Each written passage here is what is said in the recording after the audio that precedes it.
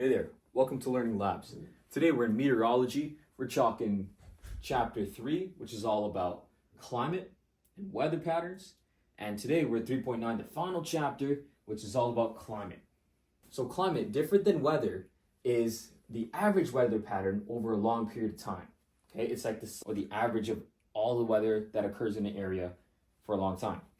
And then we can generalize that and say Florida has long hot summers and short cool winters versus somewhere up north where it's always cold and they have a short summer. When you generalize for long-term weather patterns of a place, you're describing the climate. Right? Climate of a region describes or is described by factors such as wind, distance from the coast, mountain ranges, and ocean currents. Okay, it's also described by vegetation or what grows there. So grasslands, coniferous forests, sunlight, precipitation, and temperature. Let's get into more detail. So here we have a diagram of showing the differences between weather and climate.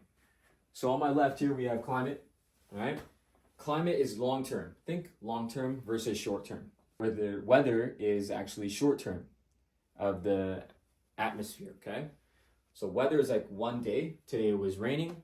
Climate is we're in a tropical forest or a rainforest. Yeah, it rains every day. The weather changes variously within minutes and hours. So in Vancouver, you already know it rains for 5 minutes and then it stops for a bit and it comes back later. And then all of a sudden we have a beautiful sunset by 6 p.m. Climate, on the other hand, is weather over many years and it shouldn't change too much. But we're going to talk about climate change in the future, where we're seeing a steady incline of climate in certain areas in terms of temperature and even radical changes in terms of storms, which is alarming. So here in Canada, we have climate regions, okay? Regions where temperature patterns exist. So here on the yellow, that's where I am. We're on the West Coast. The West Coast has its own weather pattern. Once you move a little bit to the right or to the east, you end up in the mountainous ranges where it has a completely different weather pattern. So we separate it.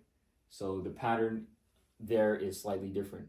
In the mountains, it's usually more rainy and more winds, and it's often a lot colder. All right, and you have your Maritimes over here on the very left. And of course, you have your Arctic, all having their different climate regions. Well, here's another diagram. This one's really cool. It's 3D, showing various types of climate regions again. So you have hot and cold on your left, so temperature, and then you have precipitation on your right side. So these two factors change your climate region. So if you're very cold and you're very dry, you're looking at Arctic weather. If you're very hot and you're very wet, you're thinking about tropical rainforest, maybe in Brazil or the Amazon. Okay, if you're kind of mediocre, you're in mid, you got some rain, you get some dry summers, you get a little bit of rain. You're thinking of Vancouver area, BC area is very hot as well as very dry. 6 factors off the bat. I think I have some more actually. There's more than that, but 6 off the bat. Here we go. Latitude. Anybody know what latitude is? I'll tell you what it is. Latitude is the measure of how far north or how far south you are from the equator. So it's an angle of insolation. If you remember from chapter 1, which is all about astronomy, we talked about angle of insolation and how it affects the energy from the sun hitting Earth. And if you remember, if you're all the way north at the very top of the pole, you are getting a more spread out energy from the sun and it's low in energy. So you're not getting a lot of heat, you're not getting a lot of sunlight. But if you're at the equator, you're getting direct beams of energy from the sun. It's hot and it's strong. That affects your climate. Obviously, if you're north, you're going to get cold, equator, hot. And it follows that pattern year long. Tropical zones, so near the equator again. So same with the latitude. Temperatures are high all over the year. Rain is plentiful. Okay, heating up that water keeps rising and falling quick. Temperate zones. So temperate, I always remember that is like kind of in the middle. It's moderate. It's in the middle latitudes. That's where I live. All right, perfect place to live is the Goldilocks zone, in my opinion. Summers are warm, winters are cool and cold. Precipitation is plentiful. Polar zones, so that's the high, very top of the latitudes, is winters are long and cold and summers are short and warm. Precipitation all year is very low. And then you have bodies of water. So land heats faster than in the sun than water, and it also cools faster. So if you live in the center of Canada, for example, the land there heats up a lot faster and also cools a lot faster. That meaning that your summers are really hot and your winters are very cold. So a lot of snow and a lot of dry summers. But if you live where I live, on the coast of BC, you have the ocean there, the Pacific Ocean, to kind of mediate that temperature change. Water absorbs a lot of that heat, so it's not as hot, and it also cools a lot slower so that our winters aren't as freezing as somewhere in Saskatchewan, perhaps. All right, and then winds and ocean currents. So wind patterns, for example, just above and below the equator are the trade winds. So polar zone up top, remember you have that convection cell, and it falls all the way through, and it changes direction at the equator. So it goes this way. All right, the temperate zone, that's the Goldilocks zone where it's not too hot, not too cold. You have polar zones where it's just too cold, and you have tropical zones where it's just too hot. Yes, I knew it. There's more factors. So, more factors affecting climate. You also have currents. What type of currents? We're talking ocean currents and wind currents. They move across the ocean, right? The ocean water moves. When it moves warm or cold air with it. So the warm current of the Gulf Stream flows along the east coast. The California current, cool current, moves down along the west coast. Right? Altitude. So we moved up and down on Earth in latitudes. Altitude is a measure of how high above sea level a place is. So if you live in the mountain ranges versus at sea level like me. The higher a place is above sea level, as you remember, is cooler, a lot colder. So mountains, for example, along the base of a mountain, you may find tropical plants because it's nice and warm. But on the peaks of the mountain, it'll be a lot colder. You'll find pine trees and pine forests. Very peak, you'll find permanent ice or snow because it's way too cold up there. Here's a mountain. The mountain, you can see sea levels here. The altitude it's way up high. Okay, remember, higher you go, the colder it is.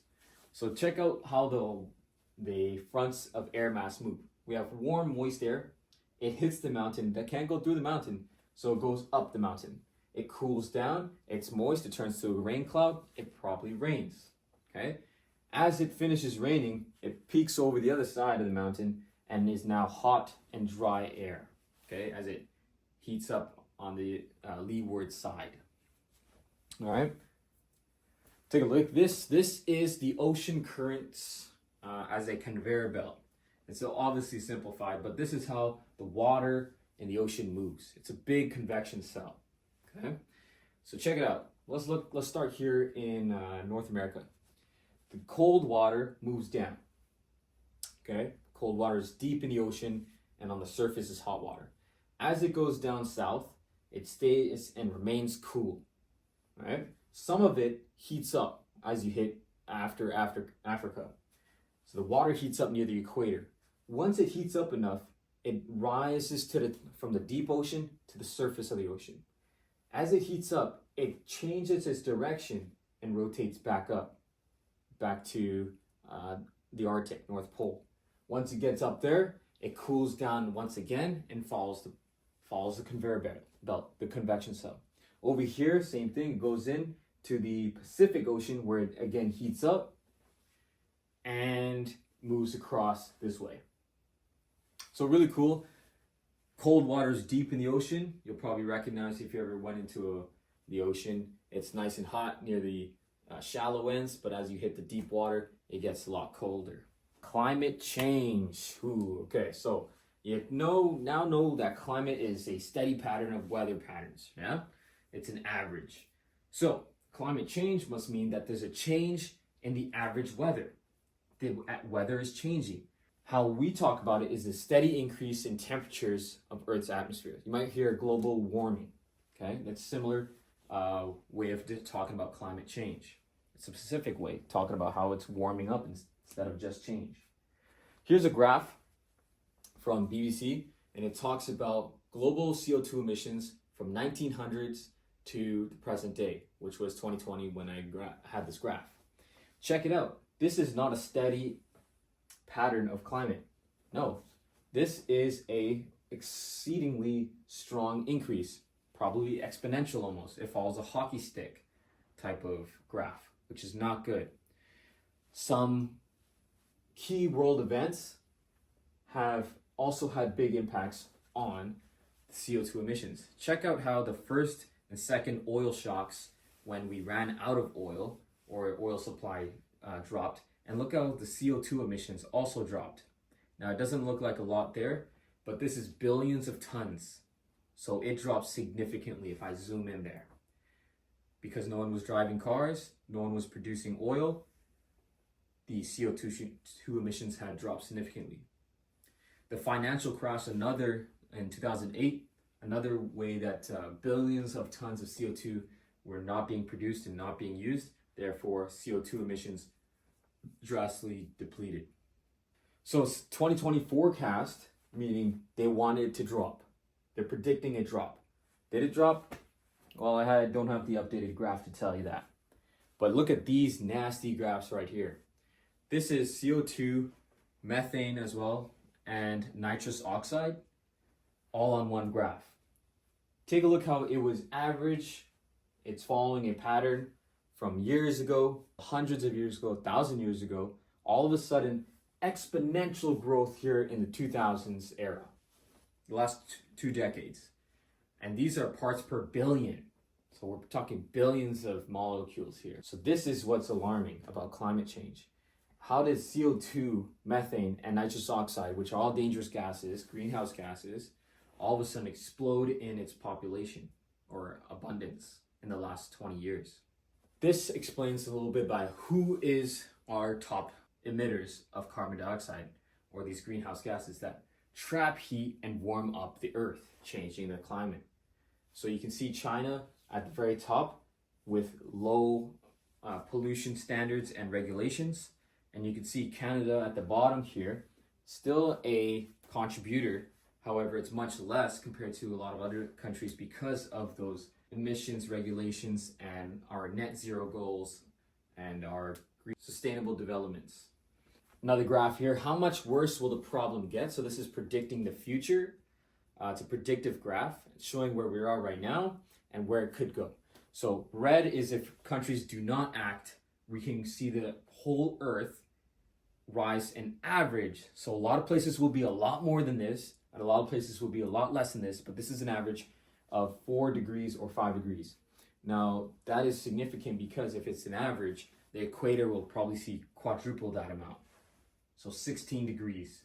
And if it's 40 degrees right now in Mexico, 16 degrees increased on that is probably going to be uninhabitable. But following current policies enacted with the UN and the SDGs, the 17 ones, it's going to hopefully drop or maintain 2 degrees a year. Take a look at this about pollution and climate change. So how does it all occur? This is 100 years ago. And this is looking into downtown Vancouver versus today. Okay, so 100 years ago, you can see that it's still developing. I know it's black and white, it's hard to see, but versus today, it's all high rises. Okay, big concrete slabs of buildings, which absorb heat and trap heat here. Not a lot of green space. Air pollution. So we're going to talk about some pollution here, different ways. The greenhouse gas effect. Anybody heard of that one? If you've ever been in the greenhouse, you'll notice you walk in, it's very warm and there's a lot of condensation going on. It's very humid. All right. What we're talking about when we say greenhouse effect is that Earth turns into a big greenhouse where a lot of heat is being trapped on Earth. How does this happen? So we have heat from the sun. If you look at this diagram, heat from the sun coming in, entering Earth's atmosphere and bouncing off Earth, and usually it leaves. Right? The cloud maybe keeps some in, but it leaves the atmosphere and doesn't stay too long. It warms us up, keeps us nice and warm and cozy, and leaves. However, greenhouse gases like CO2, nitrous oxide, and methane gas, all produced by cars, factories, and pollution, begin to create another cloud layer, invisible cloud layer, that acts as a roof and not allowing the heat to escape. So the heat stays and it starts to cook us like we're inside of an oven. Someone closed the oven lid and turned up the heat, and now we're all gonna cook inside. Here's another two types of pollution. We have water pollution. Okay, water pollution produces acid rain, which is acidic and corrosive. So acid rain occurs when pollutants containing sulfur and nitrous oxide and nitrogen are abundant in water and air. So a lot of companies that are not in countries with regulations dump their waste into rivers and oceans and lakes where our rainwater comes from and our drinking water, and that produces polluted waters. The precipitation that is polluted and acidic can damage ecosystems, so making too acidic for organisms to live. Over here we have land pollution. So as garbage and waste all on a landfill can accumulate and produce methane gas, another greenhouse gas, further increasing the temperatures. All right, a little bit depressing there, but we have a climate change lessons link linked below this video. Make sure you give that a shot and extend your learning. And that wraps up meteorology. I don't know if I can